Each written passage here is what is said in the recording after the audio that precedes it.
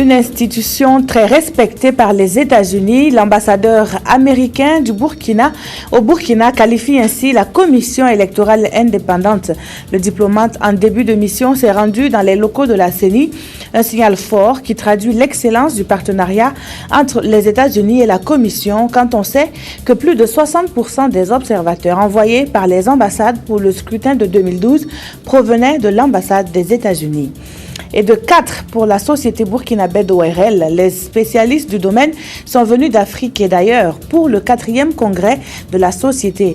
Il est en ce moment discuté à Ouagadougou les urgences en ORL et les moyens de prévention de la surdité. Nous en saurons bien davantage dans le cours de ce journal. Bonjour à tous et bienvenue à ce rendez-vous de l'information sur la télévision du Burkina. Et nous ouvrons cette édition par des échos de la plénière qui s'est tenue hier à l'Assemblée nationale. Les députés de la 5e législature ont adopté 2 projets de loi. Ils ont ainsi autorisé des ratifications portant sur le don du Fonds cohétien pour le développement en faveur de la promotion de la sécurité alimentaire. L'autre accord est relatif au traité révisé de la SENSAD, le compte-rendu de la session avec Sylvain Vebamba. Contrairement au traité du 4 février 1998 instituant la communauté des États sahélo-sahariens qui se caractérisait par de nombreuses lacunes institutionnelles et un déséquilibre fonctionnel, le traité révisé de la SENSAD se distingue par la volonté de normalisation de ses concepteurs. La refondation de la SENSAD est due au fait que les chefs d'État et de gouvernement ont voulu recentrer les objectifs de cette organisation sur les 2 axes majeurs que sont la paix et la sécurité et le développement durable. Et c'est cela qui a milité à la création donc du comité de paix et de sécurité qui devra mettre en œuvre les programmes initiés par les différents organes donc, de direction de la SENSAD sur les questions de paix et de sécurité. Quant à l'accord de don signé entre le Burkina et le Fonds cohétien pour le développement économique arabe, pour le financement de la promotion de la sécurité alimentaire, son objectif est d'aider notre pays dans ses efforts pour atteindre la sécurité alimentaire. Et cela à travers l'octroi de crédits à des producteurs porteurs de projets. Ce fonds est destiné à financer des activités de production végétale, de production animale, de pêche, mais aussi d'environnement. Donc au niveau de tous ces secteurs, nous allons de concert avec Corispan, mais aussi le comité de suivi de crédit qui est actuellement mis en place, revenir sur vraiment les indicateurs de performance au niveau du soutien à chaque filière. C'est à l'unanimité des 101 votants que les 2 projets de loi ont été adoptés. Et pendant ce temps, dans les locaux de la Commission électorale nationale indépendante, un note de marque était reçu. Le nouvel ambassadeur des États-Unis au Burkina, Tulinabo Mushinga, a pu s'imprégner des conditions de travail de l'équipe de la CENI et cela ne peut être que bénéfique pour la relance du partenariat entre la représentation diplomatique et la Commission. Les précisions avec Abdelaziz Yagibou. L'ambassade des États-Unis aux côtés de la CENI pour des pas rassurants vers l'enracinement de la démocratie au Burkina. Un engagement que le nouvel ambassadeur de cette représentation diplomatique américaine au Burkina a tenu à réaffirmer à travers cette visite. Belle occasion pour Tulinamo Mushingi de saluer le travail abattu par les membres de la CENI lors des élections couplées de décembre 2012. Je suis là premièrement pour dire bonjour à une institution très bien respectée au pays, la CENI.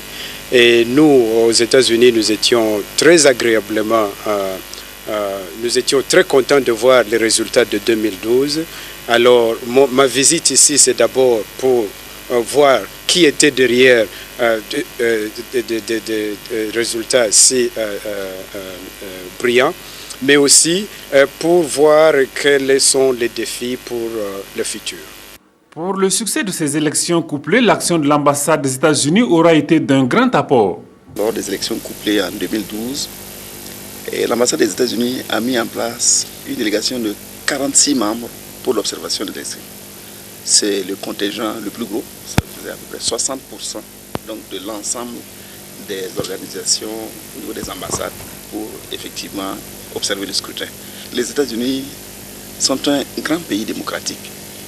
et que, à ce titre, nous pouvons bénéficier de leur vision, de leurs encouragements vis-à-vis de la bonne gouvernance. Et c'est à ce titre-là, effectivement, que nous avons été effectivement heureux de le recevoir ici, aujourd'hui.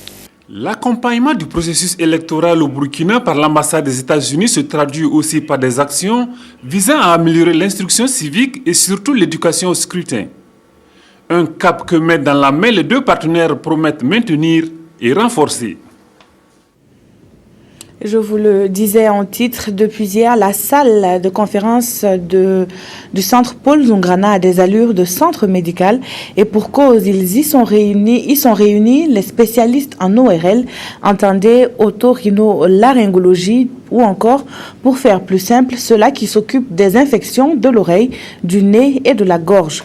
Le 4e congrès de la Société burkinabé d'ORL s'attaque à cette année aux urgences en ORL et à la surdité, ainsi qu'à ses programmes de prévention. Adama Koulibaly. Les urgences ORL, c'est-à-dire les affections de l'oreille, du nez, de la gorge et la chirurgie cervico-faciale, seront à l'ordre du jour de ce 4e congrès de la SOBORL, la Société burkinabé d'ORL. Ces pathologies, si elles sont diagnostiquées à temps, peuvent permettre une prise en charge efficace. Concernant les urgences, c'est toutes les situations qui engagent après l'échéance le pronostic vital. Qu'il s'agisse de traumatisme par accident, ou par chute, ou par agression, qu'il s'agisse des urgences causes d'infection, qu'on connaît couramment sous le nom de otite, angine, laryngite, ou bien de tumeur, ou encore de malformation. Ce sont des situations qui, en l'absence d'un traitement approprié et précoce, peuvent engager le pronostic vital. Ce congrès aura aussi à évoquer la question de la surdité qui touche plus de 200 millions de personnes à travers le monde selon l'OMS, l'Organisation mondiale de la santé. C'est un fléau, un handicap sensoriel qui concerne plus de 280 millions de personnes dans le monde. Et les 2 tiers de ces malentendants se trouvent dans les pays en développement, dont le nôtre, bien sûr. Et fort heureusement, 50% des causes qui conduisent à une surdité peuvent être évitées par des mesures de prévention, par des mesures de soins précoces. Pendant 3 jours donc, ces spécialistes venus des pays limitrophes du Burkina, du Maghreb et de l'Europe vont échanger sur ces thématiques avec en toile de fond la célébration de la Journée mondiale de la surdité sous le thème « Ensemble pour mieux entendre et communiquer ». Et dans ce cadre, des conférences, débats et une consultation gratuite sont prévues le samedi 9 novembre au Centre national cardinal Paul Zungrana. Voilà, et cette consultation gratuite donc est ouverte demain, samedi 9 novembre, au Centre Paul Zungrana et à partir de 9h, elle va durer toute la journée. Les populations sont donc attendues. L'association des infirmiers du travail, eux, se lance dans une campagne de secourisme. Les membres bénéficient d'une formation en la matière et de façon pratique. Il s'agira de pouvoir porter rapidement secours à un travailleur en danger. Nathalie Issawadogo. Doter les membres de l'Association des infirmiers du travail du Burkina des connaissances dans le domaine du secourisme et de la communication d'entreprise, c'est tout l'enjeu de ce séminaire de formation. Cette formation devrait permettre aux membres venus des différentes régions du Burkina d'agir plus efficacement face à une situation d'urgence. Et chaque année, nous nous efforçons de faire quand même quelques formations à l'endroit des membres de notre association. Bon, maintenant, il se trouve que le domaine du secourisme, c'est un domaine qui est assez important pour nous qui évoluons dans le milieu du travail. Parce qu'il y a des situations qui se présentent où il faut avoir un certain nombre de compétences pour aller à une situation d'urgence. Donc le secourisme ici est la bienvenue. Et aussi, comme le thème le dit, le thème c'est le secourisme mais aussi la communication en entreprise. Nous sommes dans un milieu d'entreprise, il faut comprendre le mécanisme de fonctionnement de l'entreprise pour mieux nous intégrer et pour mieux établir un partenariat avec le monde du travail. Le parrain de la cérémonie, le Larlé Naba Tigré, a prodigué des conseils à ses filleuls et leur a promis davantage son soutien. L'association œuvre dans la formation continue, la sécurité au travail et la santé de ses membres. La Caisse nationale de sécurité sociale poursuit quant à elle son programme d'information sur ses missions. À Tenkodogo, dans la région du Centre-Est, une conférence publique a été animée pour inciter une forte adhésion au service de la CNSS. Le reportage avec nos correspondants Amadou Marcelto et Daniel Kambou. Comme ces travailleurs, nombreux sont ceux qui ignorent qu'ils peuvent eux aussi prétendre à l'assurance sociale de la Caisse nationale de sécurité sociale. C'est pour combler ce déficit d'information que la Caisse nationale de sécurité sociale tient ses conférences régionales, dont celle qu'abrite Tenkodogo dans la région du Centre-Est. Cette action s'inscrit dans le cadre de la politique nationale sociale, dont l'objectif est de fournir à chaque Burkinabé une protection sociale lui permettant de mener une vie décente. Vous savez, les travailleurs dans le secteur formel représentent à peine 10% de notre population. Donc 10% à peine de notre population bénéficie d'une réelle protection sociale. La Caisse a pour mission d'étendre progressivement cette protection sociale à l'ensemble des travailleurs de notre pays. Ces échanges visent à sensibiliser davantage les travailleurs et leurs familles, ainsi que les employeurs et partenaires sociaux sur les prestations servies par la Caisse nationale de sécurité sociale. Nous nous sommes rendus compte que les populations ignoraient d'abord quels sont leurs droits, quels sont leurs devoirs également. Et lorsqu'un travailleur est en activité, lui-même ignore quels sont ses droits et quels sont ses devoirs. Il en a de même pour certains employeurs. Et nous nous sommes dit qu'il était temps que pour faciliter même le travail au niveau de la Caisse nationale de sécurité sociale, il fallait échanger sur toutes ces difficultés que nous rencontrons. La conférence régionale de Tenkodogo fait suite à celle tenue récemment à Fada pour la région de l'Est. Pour atteindre ces objectifs, la Caisse nationale de sécurité sociale prévoit couvrir l'ensemble des régions du Burkina. Dans la suite de ce journal, nous parlons finances publiques. Des organisations de la société civile sont édifiées sur le sujet à travers une formation que leur dispense le Centre d'information, de formation et d'études sur le budget. L'idée est d'amener les OSC à adopter les bonnes pratiques en matière de gestion des ressources publiques. Le point avec Moumouni Soubeiga. Promouvoir la bonne gouvernance économique et financière pour une gestion optimale des ressources publiques, c'est la principale mission du CIFOEB, le Centre d'information, de formation et d'études sur le budget. C'est conformément à ces idéaux que le Centre a initié la présente formation sur le suivi des finances publiques au profit des organisations de la société civile.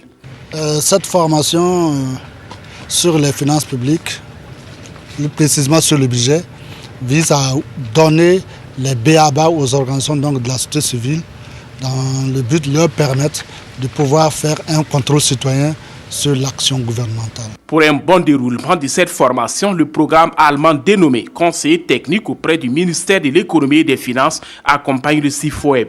Nous travaillons de façon générale pour améliorer la planification budgétaire axée sur les résultats.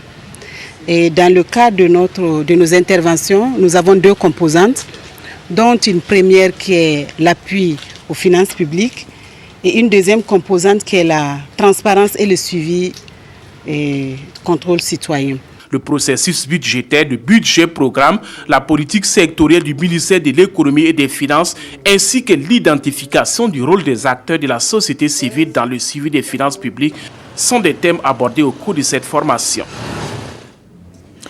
Il ne s'agit pas de mettre en place des projets, le tout c'est de pouvoir suivre leur évolution. C'est ce qui a poussé sur le terrain les membres du comité de pilotage du programme d'aménagement des bas-fonds du sud-ouest et de la Sicile. Dans le bassin risicole de Pina, près de Boura, l'occasion a été belle pour lancer la campagne de récolte au grand bonheur des 92 exploitants et exploitantes du bassin. Yolande Lompo. Faucille en main, le gouverneur de la région du centre-ouest donne le top de départ de la moisson dans le bassin risicole de Pina, géré par 92 exploitants. Un bassin financé par la coopération allemande à travers la KfW. Cette cérémonie à laquelle nous venons d'assister revêt une importance capitale en ce qu'elle traduit concrètement un accompagnement de la KfW des populations de la commune de Boura. C'est une bataille pour la sécurité alimentaire qui vient d'être gagnée et on souhaite que ça se poursuive. Sur les 20 hectares de superficie aménagée, environ 80 tonnes de riz sont attendues. Une récolte estimée à près de 9 millions après déduction des charges. Ce que les clients préfèrent surtout, c'est la variété TS2. Et c'est une variété qui est très prisée, qui a un bon goût. Et bon, c'est ce que les gens demandent plus. Et comme il faut lier l'offre à la demande, on s'est dit bon, c'est mieux de produire ce que les gens achètent. Le programme d'aménagement des bas-fonds du Sud-Ouest et la Sicile est à sa phase 3 et cette visite du comité de pilotage permettra d'évaluer l'état d'avancement des activités et d'échanger avec les bénéficiaires autour des actions du programme et de leurs préoccupations. Nous aussi, effectivement, on voit l'importance de ne pas seulement s'arrêter au niveau de la production, mais d'aller plus loin au niveau de la transformation, c'est-à-dire ce qui se fait déjà actuellement au niveau du PAPSO, qui essaye de donner aussi un appui au niveau de la transformation, mais notamment aussi à la commercialisation à travers la facilitation d'accès des sites, mais aussi par la mise en lien des différents acteurs. Et à entendre le président du groupement des producteurs de riz de Pina, cette activité contribuera non seulement à sédentariser les jeunes qui jadis partaient au Ghana ou en Côte d'Ivoire à la recherche de travail, mais aussi à nourrir le bétail. Dans le Sanguier, les prouesses de plus d'un ont été reconnues et mieux récompensées. Élèves et enseignants de la province ont fêté l'excellence à l'école Azula. L'association Sanam Douani compte sur le succès de cette cérémonie pour davantage insuffler le goût du travail bien fait dans la localité. Ousmane Drabo et Niar Kiteda. L'association Sanam Douani, qui signifie en langue lélé cultiver l'entraide, permet aux élèves de Zoula de jouir des fruits de leurs efforts pendant l'année scolaire 2012-2013. À cette deuxième édition du prix de l'excellence, les 5 meilleurs de l'école A, composés du primaire et du secondaire, ont été primés. Ce cadeau me va au cœur et je remercie vraiment les initiateurs et monsieur le Premier ministre, parrain. Bon, vraiment ce cadeau, ça me fera du bien. La cérémonie a aussi permis de récompenser la meilleure enseignante de l'année scolaire 2012-2013. Il s'agit de Elibier Rwamba Nenkantiono avec un taux de succès au CP de 54,90%. L'intérêt de l'organisation de cette journée de distribution des prix, c'est d'abord pour rassembler les fils de Zoula et de récompenser les meilleurs élèves, ceux qui ont fourni le plus d'efforts durant l'année scolaire. Victor Bakouan, représentant le Premier ministre, parrain de la cérémonie, a salué l'initiative de l'association et exhorte les autres à faire autant. Il a aussi encouragé les élèves à persévérer dans leurs études. Une autre association fait parler d'elle, cette fois à travers une activité de collecte de poches de sang. Elle œuvre pour le développement de l'environnement, mais l'association a su mobiliser les habitants de Lumbila et le résultat est des plus encourageants. Une centaine de poches de sang au profit du Centre national de transfusion sanguine.